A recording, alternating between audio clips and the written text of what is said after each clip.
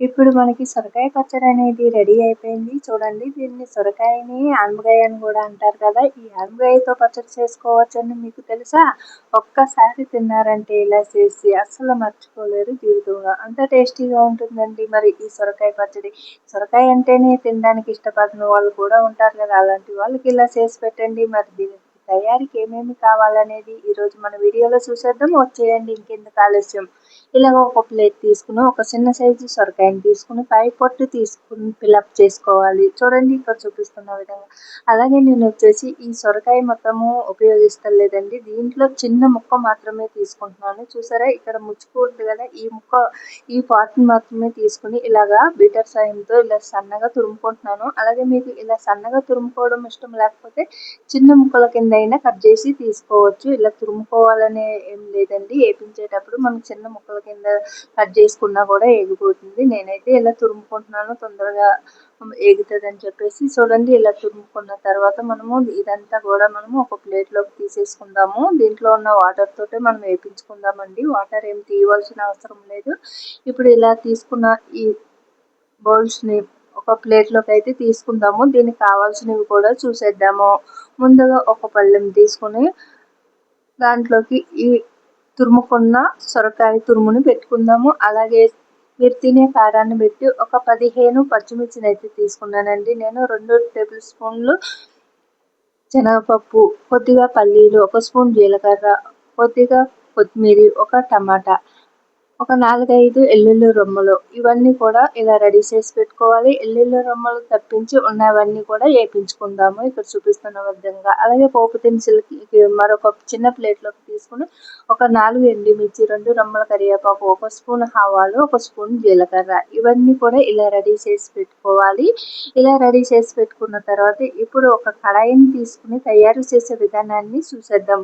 ముందుగా ఒక కడాయిని తీసుకుని స్టవ్ పై పెట్టి స్టవ్ ఆన్ చేసుకుని 2 టేబుల్ స్పూన్లు నూనె వేసి ముందుగా కట్ చేసి పెట్టుకున్న పచ్చిమిర్చిని ఇలాగా కడాయిలో వేసుకోవాలండి. నూనె వీటెక్కిన తర్వాత ఇక్కడ చూపిస్తున్న విధంగా పచ్చిమిర్చిని ఇలా కొద్దిగా గంటు పెట్టి కానీ లేదా మధ్యలో ఇరిసి కానీ వేయించుకోండి. ఎందుకంటే వేపేటప్పుడు పచ్చిమిర్చి అనేది పేలుతాయి కాబట్టి అలా పేలినప్పుడు మనకి నూనెతో పాటు మన పైన పడినప్పుడు మనకి కాలుతుంది కాబట్టి ఇలాగా మధ్యలోకి ఇరిచి కానీ లేదా రంధ్రం చేసి కానీ వేయించుకోండి. ఇలాగా పచ్చిమిర్చి కాస్త కలర్ చేంజ్ అయిన తర్వాత మనం తీసుకున్న శనగపప్పు ఇంకా పల్లీలు కూడా వేసి ఇలా వేయించుకోండి. తర్వాత కొత్తిమీరని కూడా వేసి వేయించుకోండి ఇక్కడ చూపిస్తున్న విధంగా.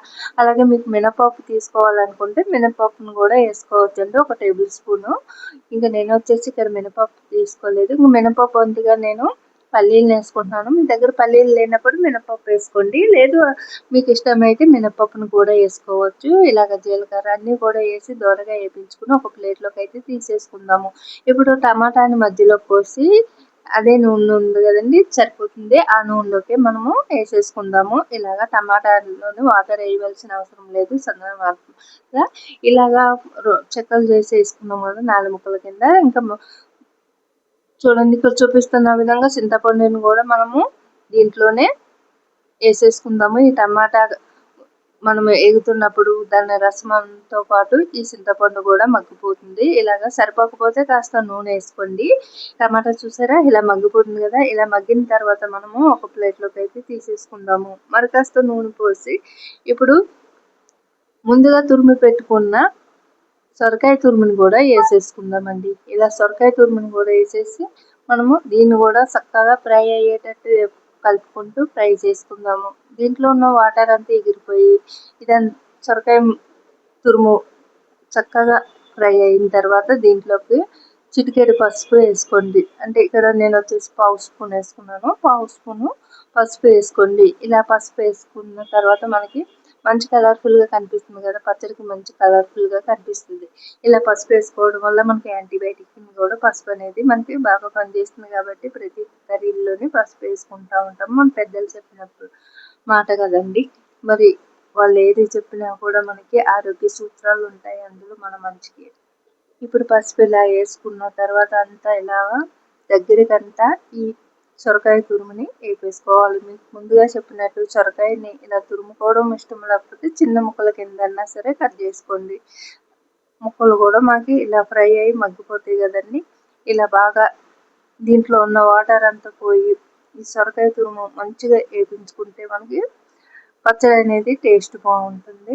చూసారా, ఇలా అంతా కూడా ఇలా వేసుకున్నాక ఇప్పుడు మనకి అన్నీ కూడా రెడీ అయిపోయినాయి. ఇవన్నీ కూడా ఒక ప్లేట్లోకి తీసేసుకున్నాము. మనం ఇక్కడ ఎల్లుల్లి రొమ్మలు తప్పించి అన్నీ కూడా వేపించుకున్నాం కదండి.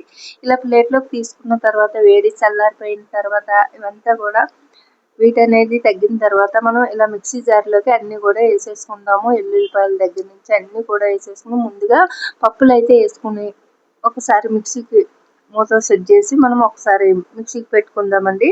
ముందుగా పప్పులు వేసుకోవడం వల్ల పప్పులు అనేది నలుగుతాయి. ఇలాగా చూడండి, మనం వేసుకున్న పోపు దినుసులన్నీ కూడా వేసేసి ఇలా బరకగా మిక్సీ పట్టుకోవాలి. మరీ మెత్తగా కాకుండా బరకగా పట్టుకుంటే సరిపోతుంది. ఇంకా పచ్చిమిర్చి అనేది మీరు తినే కారాన్ని పెట్టి వేసుకోండి. కొన్ని మిరపకాయలు కారం ఎక్కువ ఉంటాయి, అలాంటప్పుడు తక్కువ తీసుకోండి. ఇక్కడ వచ్చేసి నేను కారం తక్కువ ఉన్నాయి కాబట్టి ఒక 15 తీసుకున్నాను. అలాగే కారం సాల్ట్ అనేది మీరు తినేదాన్ని పెట్టి వేసుకోండి. ఇప్పుడు మనకి బరకగా పట్టుకున్న ఈ పోపుల్లోకి మనము ముందుగా మగ్గించి పెట్టుకున్న టమాటాని అలాగే సొరకాయ తురుమును కూడా వేసేసి ఇలాగా మిక్సీ పట్టేసుకుంటున్నాను. చూడండి, ఇక్కడ వచ్చేసి నేను ఇందులో వాటర్ ఏమీ వేస్తలేదు. మీకు వాటర్ కావాలనుకుంటే మరి కాస్త వేసుకోండి. ఇలాగ వాటర్ వేయకుండా పట్టడం వల్ల మనకు బయట ఉన్నా కూడా ఒక 2-3 రోజులు నిలువ ఉంటుంది కాబట్టి ఇలా వాటర్ వేయకుండా పట్టుకోవాలి. ఇంకా అదే ఫ్రిడ్జ్లో పెట్టుకుంటే వాటర్ వేసుకున్నా ఏం కాదు. ఇలాగ చూడండి, ఇలా పచ్చడి అనేది ఇలా రెడీ అయింది. ఇలా రెడీ అయిన ఈ పచ్చడిని ఇప్పుడు మీకు మెత్తగా కావాలంటే మెత్తగా పట్టుకోండి, కాస్త బరకగా కావాలంటే బరకగా పట్టుకోండి. నేనైతే మీడియంగా పట్టుకున్నాను. ఇప్పుడు పోపు దినుసులు కూడా రెడీ అయినాయి కదండి. ఇప్పుడు కడాయిని ఒకటి తీసుకుని స్టవ్ పై పెట్టి స్టవ్ ఆన్ చేసుకుని 2 టేబుల్ స్పూన్లు వేసుకుని నూనె వీటెక్కిన తర్వాత మనం ముందుగా తీసుకున్న పోపు దినుసులన్నీ కూడా వేసి వేపించుకుందాము. ఎండుమిర్చి, కరివేపాకు, ఆవాలు, జీలకర్ర వేసుకున్నాను ఇందులోని. ఇలా వేసుకుని ఒక్కొక్కటి వేసుకోవాలి అనుకుంటే ఒక్కొక్కటి వేసుకోండి. నేనైతే అన్నీ ఒకటేసారి వేసుకున్నాను, ఎగిపోతాయి కాబట్టి అన్నీ కూడా ఒకటేసారి కూడా వేసుకోవచ్చు. వేసుకుని ఇలా దోరగా వేపించుకుని దీంట్లోకి పచ్చడి మనం మిక్సీ పట్టి పెట్టుకున్న సొరకాయ పేస్ట్ని ఇందులోకి వేసేసుకోవాలి. చూడండి, ఇక్కడ చూపిస్తున్న విధంగా ఇలా వేసేసుకుని పోపు పెట్టేసుకోవాలి. పోపు పెట్టేసుకున్న తర్వాత ఇంకా మీరు ఇందులో ఉంచుకుంటాను అనుకుంటే ఇలాగే ఉంచుకుని డైరెక్ట్గా వడ్డించుకోవచ్చు. లేదంటే ఇంకా వేరే బౌల్స్లోకి తీసుకోవచ్చు. మనకు అందంగా కనిపించాలంటే పైన కాస్త కొత్తిమీర వేసి గార్నిష్ చేసుకోవచ్చు. అంతేనండి, ఈజీగా ఎంతో టేస్టీగా ఉండే సొరకాయ పచ్చడి అయితే రెడీ అయిపోయింది. అలాగే మీ నోటికి ఏమి తినాలని అనిపించినప్పుడు ఎప్పుడు టమాటా, పుదీనాగా కొత్తిమీర పచ్చళ్ళే లేనా అని మీరు అనుకున్నప్పుడు ఇలా తయారు చేసుకోండి. నోటికి కమ్మగా ఉంటుంది, చాలా టేస్టీగా ఉంటుంది. చూసారా, ఇలా నేనైతే ఒక బౌల్స్లో తీసేసుకున్నానండి. ఎంతో ఈజీగా చేసుకునే సొరకాయ ఆనపకాయ పచ్చడి రెడీ అయిపోయింది. మరి మీకు తెలుసా ఈ సొరకాయ పచ్చడి ఎంతో టేస్టీగా ఉంటుందని? మరి ఇలా తయారు చేసిన ఈ పచ్చడి మీకు నచ్చితే లైక్ చేసి షేర్ చేసి మన ఛానల్ సబ్స్క్రైబ్ చేసుకోండి.